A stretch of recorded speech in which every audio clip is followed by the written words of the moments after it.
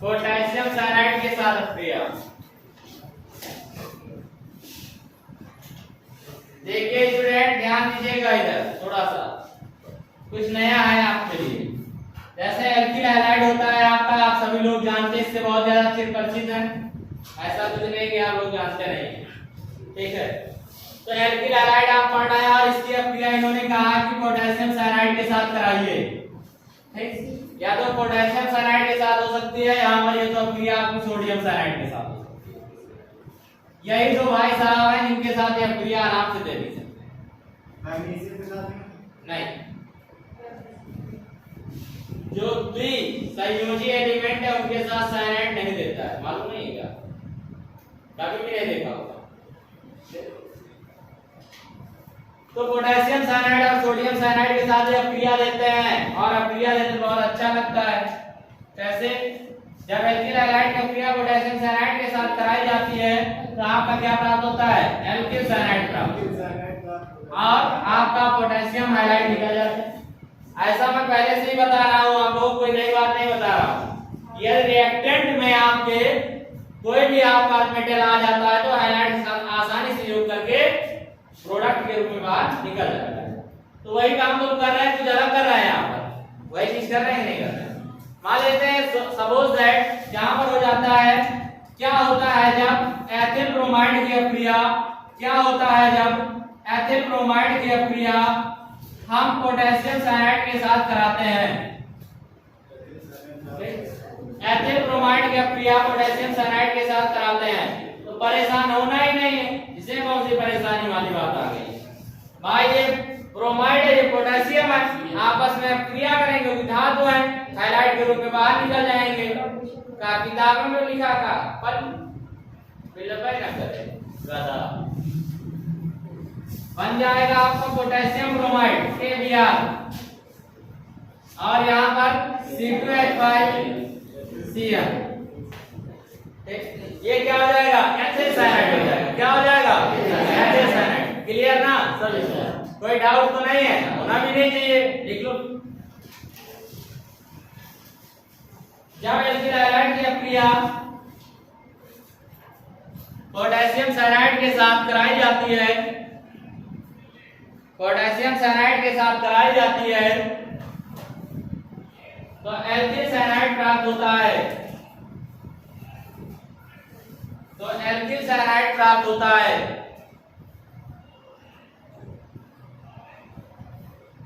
Alkyl cyanide प्राप्त होता है। जल्दी से रिएक्शन नोट कर लो भैया, जल्दी से रिएक्शन नोट कर लो।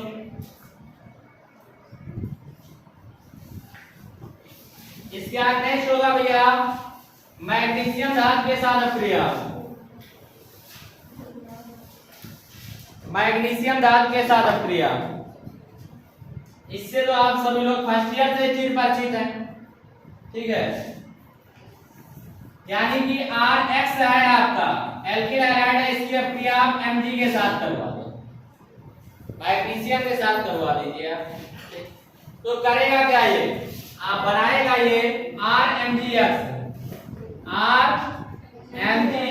और ये होता क्या है? ग्रेगनार्ड अभिकर्मक। क्या होता है? ग्रेगनार्ड अभिकर्मक।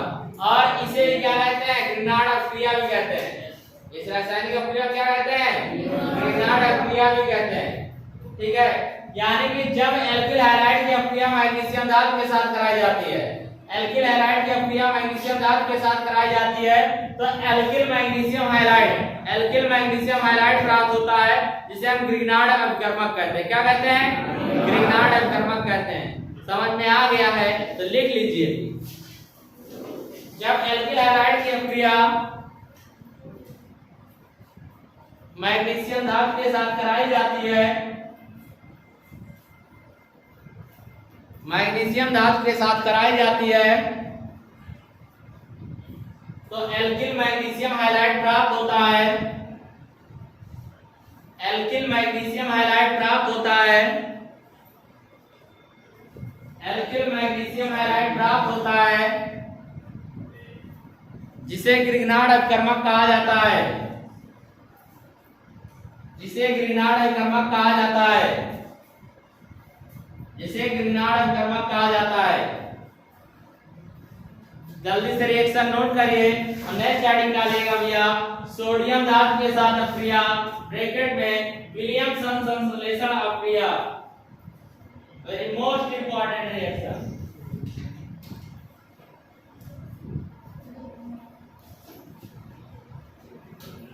डियर स्टूडेंट ध्यान देना, लिखना क्या है, सोडियम धातु के साथ अपक्रिया। जब एल्किल हैलाइड की अपक्रिया सोडियम धातु के साथ कराते हैं और किसकी प्रेजेंटेशन पर, एक्वस ईथर की प्रेजेंटेशन पर, एक्वस मतलब यहाँ शुष्क होगा, शुष्क ईथर की प्रेजेंटेशन पर अपक्रिया कराई जाती है तो धातु को बताया ना भाई, अगर आपका आया किसमें रिएक्टेंट में तो हाइलाइट को ले जाएगा, ये धातु आपका हाइलाइट के रूप में बाहर निकल जाएगा और सोडियम हाइलाइट बनाएगा और R single bond R single हो जाएगा। तो इसे क्या कहते हैं हम, एल्केन या उच्च एल्केन कहते हैं। क्या कहते हैं, एल्केन या उच्च एल्केन कहते हैं। इसका क्वेश्चन भी आता है पेपर में, बढ़िया सा अच्छा रंगीन लगता है वो। ठीक, आता क्या है, कैसे प्राप्त करोगे, कैसे प्राप्त करोगे एथिल ब्रोमाइड से नॉर्मल ब्यूटेन। क्या आता है क्वेश्चन, कैसे प्राप्त करोगे एथिल ब्रोमाइड से नॉर्मल ब्यूटेन। ठीक, स्टूडेंट थोड़ा सा गलती हो गई मुझसे, मैं बता रहा हूँ। जहां पर हमने विलियमसन संश्लेषण अपक्रिया कराई है, कराना वो था हम लिक्विड जब क्रिया कराती है। ठीक, परेशान बिल्कुल मत होइए, नीचे लिखे दे रहा वही लिख लेना पहले, तब इसको लिखना।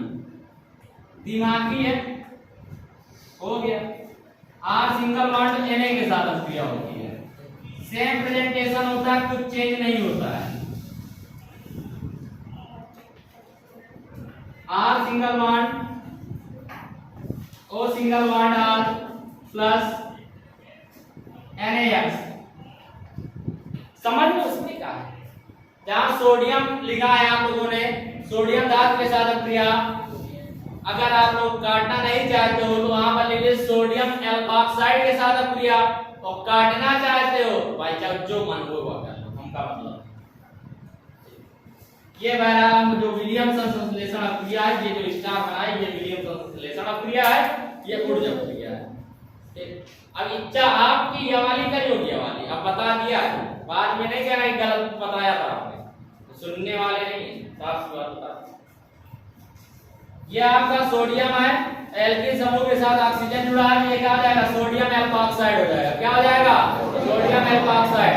यानी जब एल्किल हैलाइड की अपक्रिया सोडियम एल्कोक्साइड के साथ, जब एल्किल हैलाइड की अपक्रिया सोडियम एल्कोक्साइड के साथ शुष्क ईथर की उपस्थिति में कराई जाती है तो डाई एल्किल ईथर प्राप्त होते हैं। क्या प्राप्त होते हैं, डाई एल्किल ईथर प्राप्त होते हैं। क्या प्राप्त होते हैं भैया, डाई एल्किल ईथर प्राप्त होते हैं। इस रासायनिक अपक्रिया को विलियमसन संश्लेषण अपक्रिया कहते हैं और ये डाई एथिल ईथर बनाने की प्रयोगशाला विधि में भी प्रयोग किया जाता है।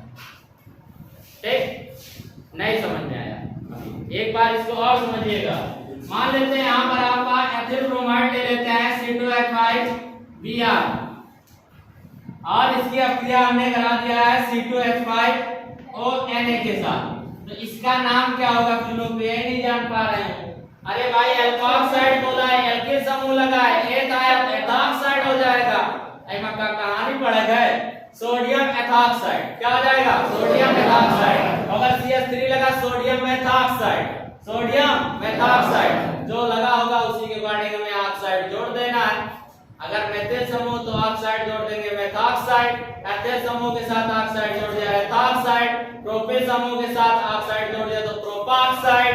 जो ऑक्साइड और एथिल समूह जोड़ेंगे आपका मिलता जाएगा। और जब इसकी आपस में अपक्रिया करा दिया भैया तो आपका बना गया C2H5 सिंगल बॉन्ड हो C2H5 plus sodium bromide NaBr और ये क्या होता है आपका डाई एथिल ईथर होता है। क्या होता है स्टूडेंट, डाई एथिल ईथर। और इसे ही हम क्या कहते हैं, विलियमसन संश्लेषण अपक्रिया। क्या कहते हैं, विलियमसन संश्लेषण। कोई दिक्कत होनी भी नहीं चाहिए, लिख लीजिए। जब एल्किल हैलाइड की अपक्रिया सोडियम एल्कोक्साइड के साथ कराई जाती है। जब एल्किल हैलाइड की अपक्रिया सोडियम एल्कोक्साइड के साथ कराई जाती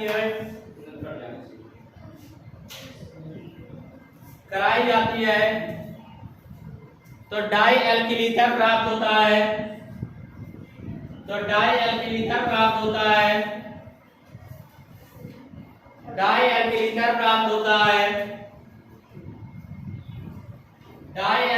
प्राप्त होता है। इस रासायनिक अपक्रिया को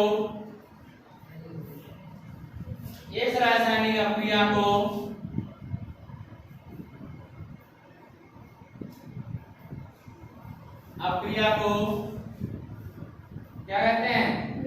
विलियमसन संश्लेषण अपक्रिया कहते हैं। विलियमसन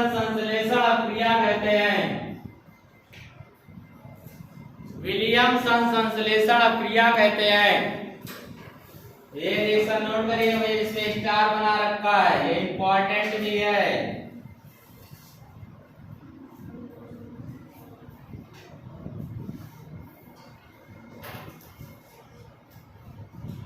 ये हो गई हो तो नई रिएक्शन बोले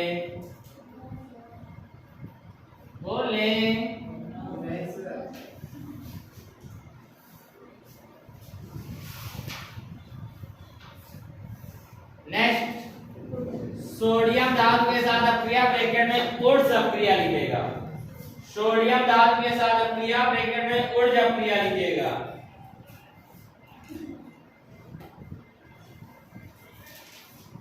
सोडियम धातु के साथ अपक्रिया ब्रैकेट में ऊर्ज अपक्रिया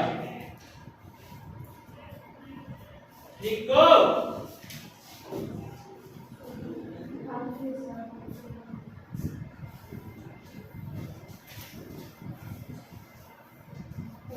चलिए, आप सभी बहुत समझदार स्टूडेंट हैं, समझिएगा, अच्छा लगेगा।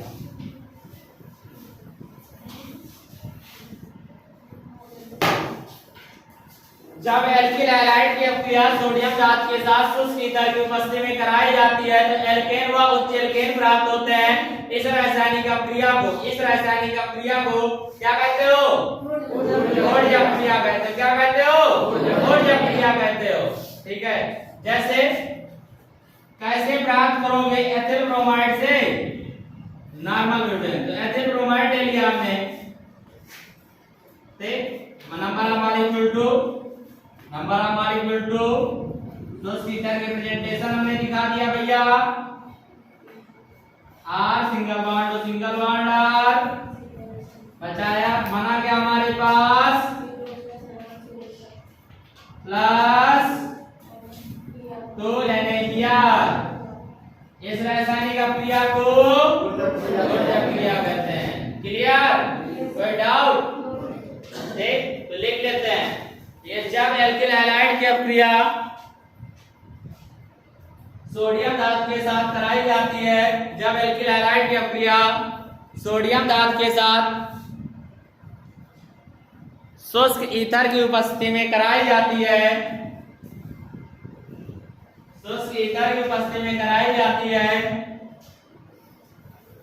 तो एल्केन व उच्च एल्केन प्राप्त होते हैं। एल्केन व उच्च एल्केन प्राप्त होते हैं।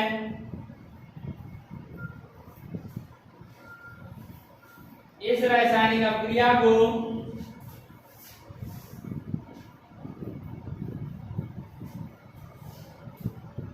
इस रासायनिक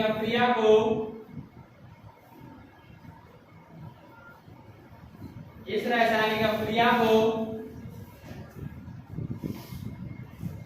ऊर्ज अपक्रिया कहते हैं। रिएक्शन नोट करिए जल्दी से।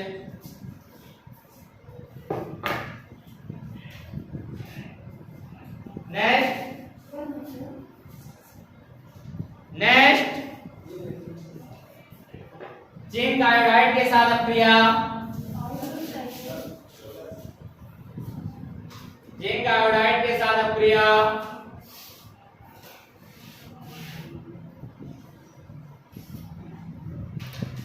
ब्रैकेट में प्रक्लाइंड अपक्रिया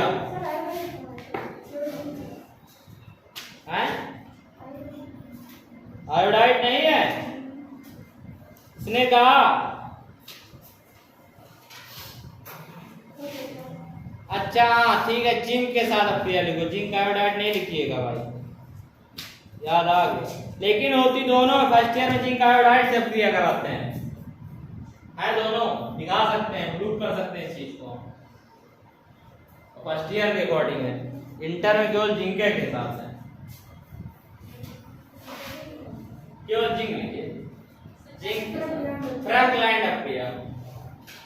अगर ये फर्स्ट ईयर के अकॉर्डिंग चलते हैं ना तो अलग रिएक्शन देती है और सेकेंड ईयर में अलग देती है। फर्स्ट ईयर में आप पढ़ोगे तो जिंक आयोडाइड के साथ रिएक्शन देना पड़ेगा आपको, ठीक है, और सेकेंड ईयर में वही चीज करते हो आगे, तो वहां पर केवल जिंक धातु के साथ अपक्रिया देते हो। मारमारी ना करो नहीं तो पीटेंगे। जब एल्किल हैलाइड की अपक्रिया जिंक धातु के साथ कराई जाती है, जिंक धातु के साथ कराई जाती है तो आपका जिंक हाइलाइट प्राप्त होते हैं। क्या प्राप्त होते हैं? जिंक हाइलाइट प्राप्त होते हैं तथा एल्केन व उच्च एल्केन प्राप्त होते हैं। एल्केन व उच्च एल्केन प्राप्त होते हैं। इस रासायनिक अपक्रिया को हम क्या कहते हैं? प्रक्लाइंड अपक्रिया कहते हैं। क्या कहते हैं? प्रक्लाइंड अपक्रिया कहते हैं। लिख लो, जब एल्किल हैलाइड की अपक्रिया,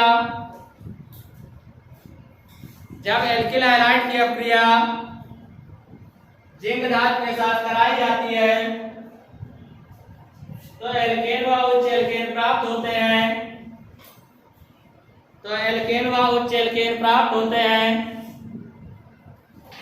एल्केन व उच्च एल्केन प्राप्त होते हैं।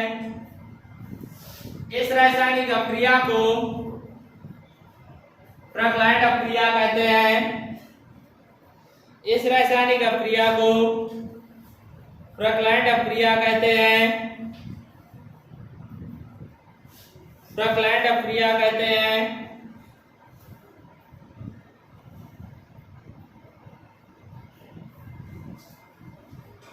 नेक्स्ट है स्टूडेंट, इसके बाद आपका करिए ना भैया, मैंने कब मना किया है कि आप ना करें? हमने तो किसी का हाथ भी नहीं पकड़ रखा।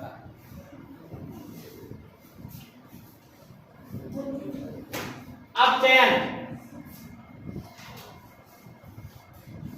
अब चयन,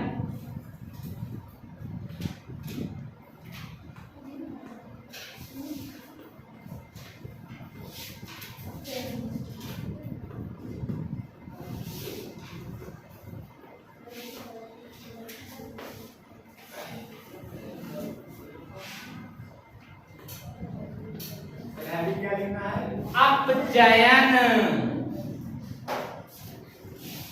अभी ना आया और तुम बोलो।